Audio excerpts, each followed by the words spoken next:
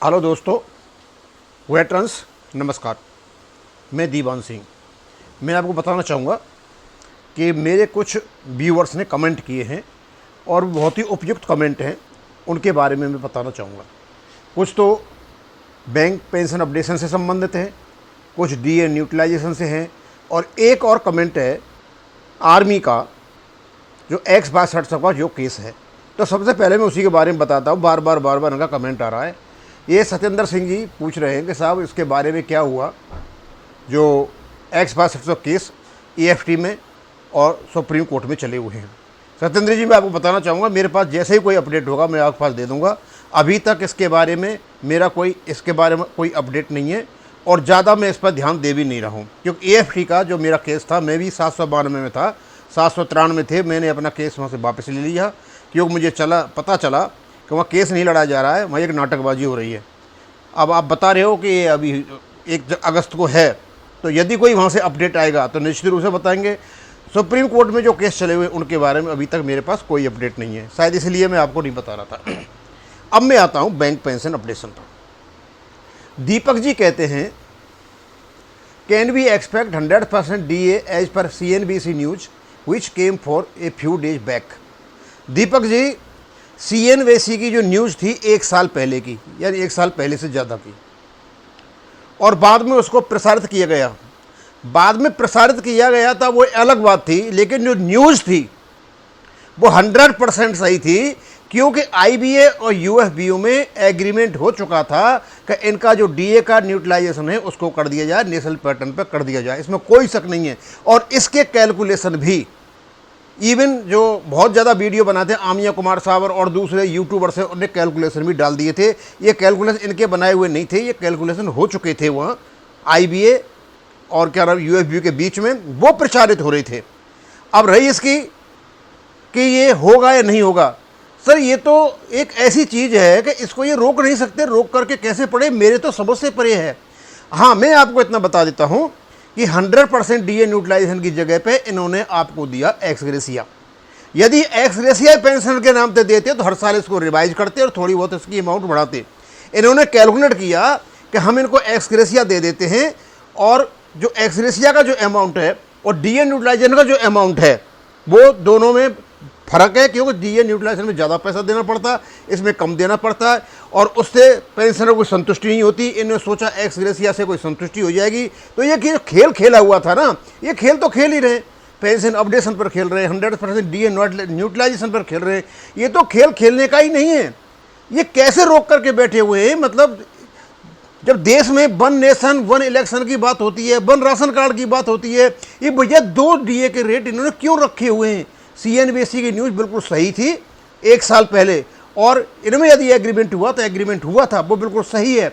अब ये नहीं दें तो भाई ऐसा है ना, might is right, my way is highway, जैसा मैं चाहूँगा वैसा होगा। अब वहाँ तो कोई कुछ नहीं कर सकता है। ये कुछ नहीं है, ये अनडेमोक्रेटिक और ऑथोरिटेरियन और डेस्पोटिक और टायरानिकल जो एटीट्यूड है ना IBA की, और साथ में समर्थन दे रहा है आपका UFBA, इसकी मेहरबानी है। यदि UFBA ही चाहे इसको कि भैया इसको लागू करो तो ये लागू कर सकते हैं, लेकिन UFBU नहीं चाहता कि आपको 100% DA न्यूट्रलाइजेशन मिले। क्यों? कि इनसे कहा भी था, इनकी जो मीटिंग हो रही थी, किसी अधिकारी ने जो उसमें उस मीटिंग में था IBA के, उन्होंने कहा था हम इसको 100% कर देंगे, लेकिन कॉस्ट न्यूट्रलाइजेशन होना चाहिए। बिना दिमाग का आदमी कौन बैठा हुआ था वहाँ पे, वो ये कहता है कि ये कॉस्ट न्यूट्रल, कैसे कॉस्ट न्यूट्रल कर दोगे भाई?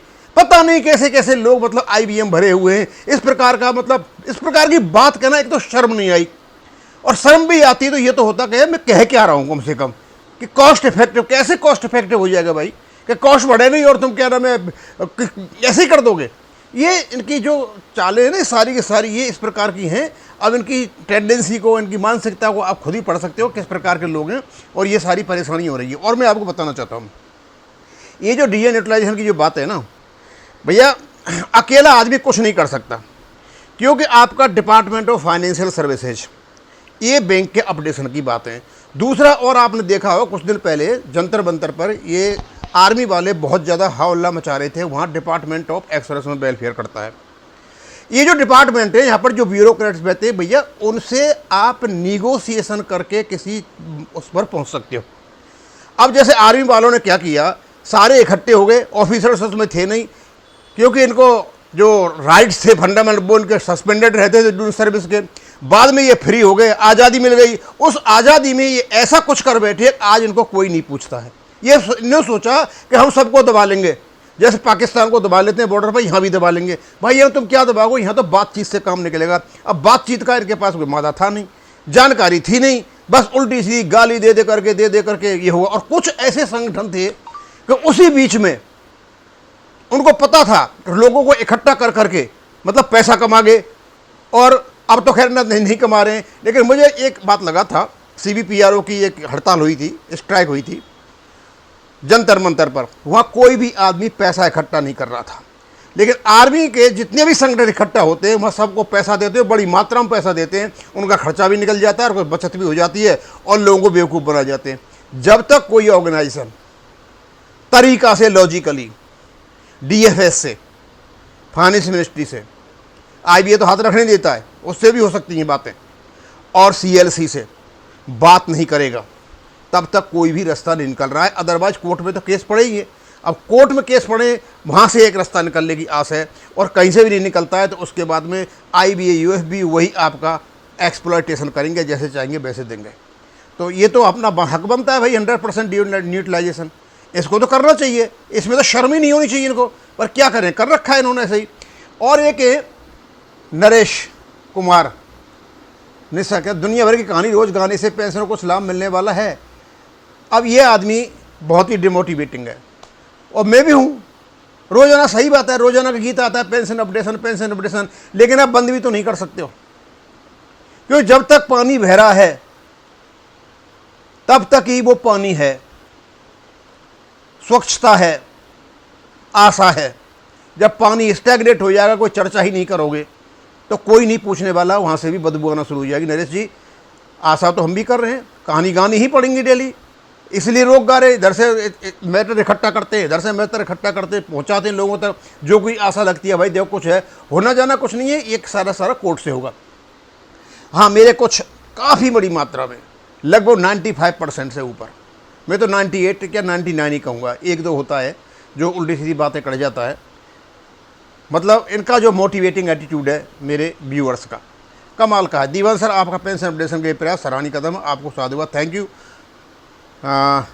PK आर्य साहब, बहुत बहुत धन्यवाद आपके लिए, और आपके जो मोटिवेटिंग ये जो वर्ड हैं मुझे मोटिवेटिंग करते रहेंगे, हम कोशिश करते रहेंगे आप तक सही बात पहुंचाने के लिए।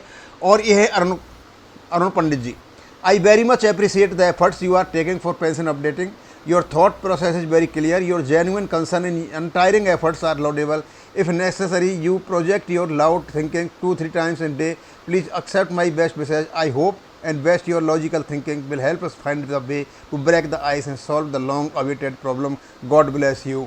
अरुण पंडित जी, आपके लिए बहुत बहुत धन्यवाद, और ये मेरे लिए बहुत ही एनकरेजिंग और प्लीजिंग, आगे बढ़ने के लिए हिम्मत देने के लिए वर्ड हैं आपके, मैं इनको एक्सेप्ट करता हूँ। मैं कोशिश करता रहूँगा इधर उधर से पढ़ करके, क्यों अब तो काफ़ी कुछ मैटर समझ में आ गया है। शुरू में 2-3 महीने पहले तो कुछ भी पता नहीं था, मेरे को कुछ भी पता नहीं था, लेकिन वीडियो बनाते बनाते इधर से उधर से पढ़ के जब लिंक जोड़ा तो पता चला कि एक्चुअली में हमारा जो पेंशन अपडेशन है वो केवल और केवल हमारी नेताओं की देन है। हमारे नेता नहीं चाहते कि आपको पेंशन अपडेशन हो। मैं सीधी बात बता रहा हूँ, ना तो ये रिटायर्ड पेंशनर वाले ऑर्गेनाइज चाहते हैं, और ना ये सर्विंग वाले चाहते हैं। शायद ये इसको पेंशनर्स को एक पाकिस्तान बनाना चाहते हैं। पाकिस्तान में एक सिस्टम है कि वहाँ की जो मिलिट्री है, खास करके मिलिट्री, पॉलिटिकल लीडर्स भी, वो चाहते हैं कि हम अच्छा तरह खाएं पिए, और नीचे वालों को जितना हम कमज़ोर बना करके रखेंगे हमारी उतनी ही पूजा होगी। ये यही चाहते हैं कि हमें ये जितना रुलाएंगे ये उतनी ही पूजा होगी। शायद उसी में के सैडिस्टिक एटीट्यूड, इनकी सैडिस्टिक एटीट्यूड हो गई है। ये भूल गए हैं कि इनका वेलफेयर वाला काम है, एक काम को नहीं कर रहे हैं आजकल। और ये कुछ नहीं है, ये केवल और ये केवल ये कम्युनिस्ट एटीट्यूड है। उनकी भी यही एटीट्यूड है कि जो दबा हुआ है उसको ज़्यादा दबाओ, लेकिन गीत ऐसे गाओ कि जैसे सारे के सारे यही गरीबों को ऊपर उठाने वाले हैं। ये एटीट्यूड जब तक रहेगी, ये मेरे ख्याल में तो ये लेफ्ट लिबरल गैंग बन गया है आजकल, जो लगभग यूट्यूब पर चलता रहता है ना, ये वही है और कुछ नहीं है, इनको लेने देना। अदरवाइज हमारे पास बहुत बड़ी ताकत है, और उस ताकत से हम कुछ भी कर सकते हैं। रेलवे कर्मचारी नहीं करते क्या? सिविल वाले नहीं करते क्या? वो तो बदल देते, कुछ से कुछ बदल देते हैं। गवर्नमेंट न्यू ही झुक जाती है, तो हमारी क्यों नहीं झुक? हमारी तो आर्थिक सेवाएं हैं, फाइनेंशियल सर्विसेज हैं, हमसे तो ये वैसे ही झुक सकते हैं। लेकिन हमारे जो नेता हैं ना, वही भ्रष्ट हो चुके हैं, उनकी वजह से नहीं हो रहा है सारा का सारा। अब इसको मैं यहीं ख़त्म करूँगा। थैंक यू, धन्यवाद।